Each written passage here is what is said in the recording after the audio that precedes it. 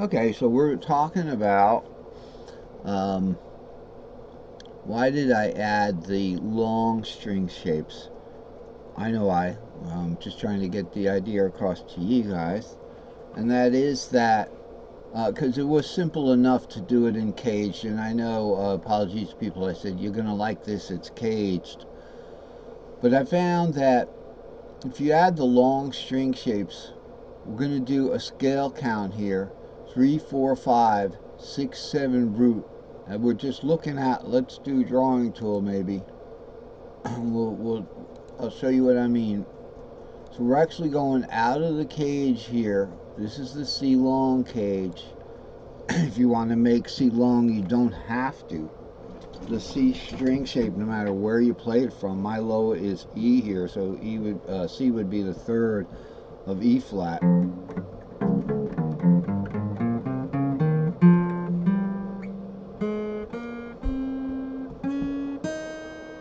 Okay, that would be the play away, and then the cutout would just be the normal, the normal C scale or E flat scale, whatever.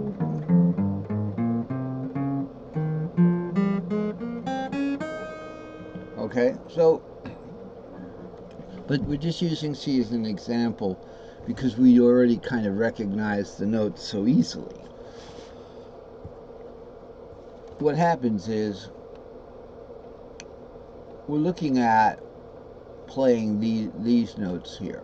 Okay, so it's way down here. Sorry, we have root 3 5 right there. So it's root 3 5 right there.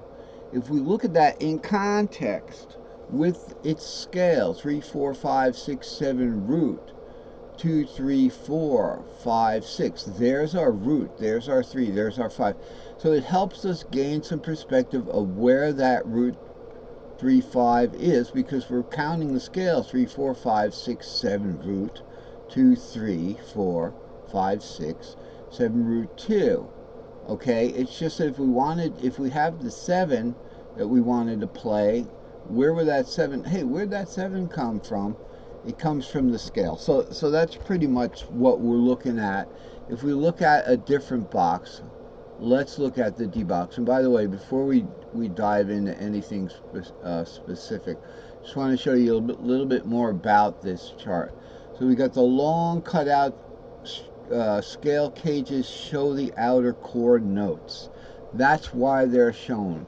That's why we have our short box that the chart is mostly concerned with. So our G box should be right here, and this is the G column, okay? But we have our G longs so we can help and understand where something would come from. Let's say in this A minor box here. So we start with a G major shape here, G major root, right? We got root 3 5, G major root position. We go to an A minor, so we go from G to an A minor. Catch this. Here's the zoom in function coming in. G to an A minor shaped 2 minor there, right? So A minor shape, oh, that's easy. Here's 6 2 4. Well, that's easy because it's a normal A minor shape. But when we go to a C minor shape, it's like, wait a minute, C minor shape, 7 3 5, there's no 7 there, and there's no 7 over here to conveniently play, okay, kind of thing. So what happened to that? Um, so where do these notes come from? I'm not just going to look at this and say, oh, well, here's a D-shaped fifth. Okay, well, that's the relative major of the third minor. That's nice.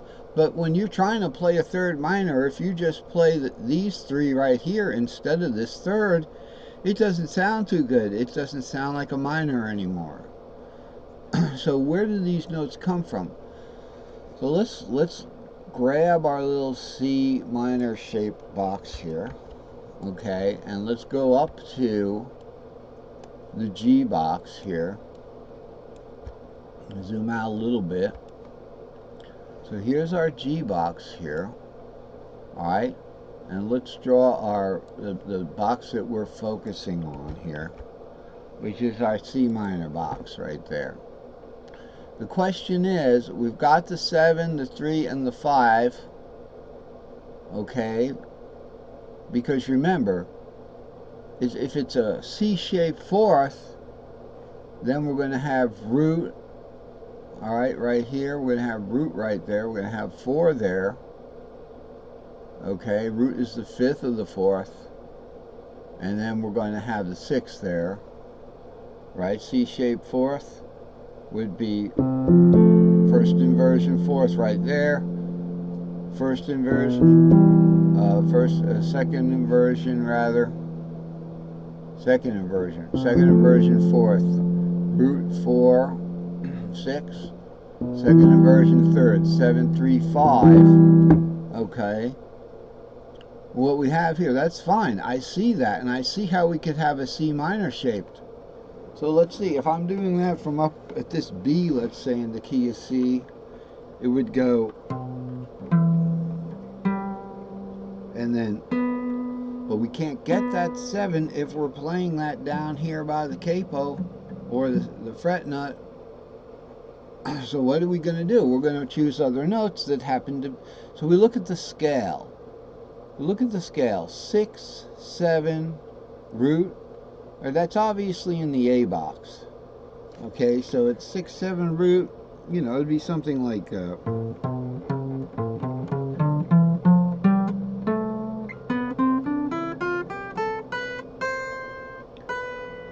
here's your 7. This is in the key of C. But we want a C minor shaped 3rd minor.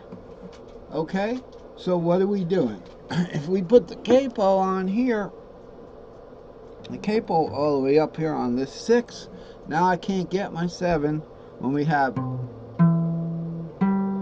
the open 5 there. This is the fret nut. This is the fret nut capo right there. Okay, the capo's right there. I don't want to put the drawing tool because we can't zoom around. As soon as I put that drawing tool on, we want to zoom around. And there is an app that'll help you zoom around, but all it's doing is like a screen save, and you can move that around with the drawing tool on there. We'll draw it. You know, we got the capo right here. You really can't even see it, so it's kind of irrelevant. All right. Let's see. We can get rid of the drawing tool. Okay. I had a little bout with the drawing tool. Sometimes I can't get rid of it once it's up there, but at least I back drew it. So here's our fret nut. It came out. You couldn't even see it anyway. So the question is, where's this 257 come from? All right. If we look in this box here, we're obviously in the A box there. So okay, we're in the G box. Sorry, it starts on the A note. G box. All right, you can tell that because there's the 7 and there's the root. So it's 6, 7 root, but they're masked out.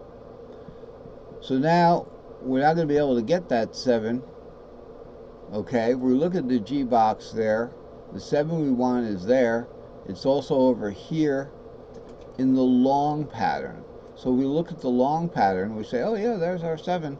But we're not going to be able, it's no longer a question of wanting to keep the cage smaller. Oh, let's just stay in the cage. Why? Because my fingers don't want to go way up here when I'm making a chord. So we want to keep the chord in the cage. So when we're talking about chords, now we're going back to smaller cages because we want to do a chord there off of the capo, fret nut, what have you. So the question becomes, where did these notes come from? I've got the 7, the 3, and the 5. That's the bottom part of my 3rd minor, C minor shaped 3rd minor. But where do we get this 257? Because if we just play that 257, that's the parent of that relative 3rd minor. So that's the 5th.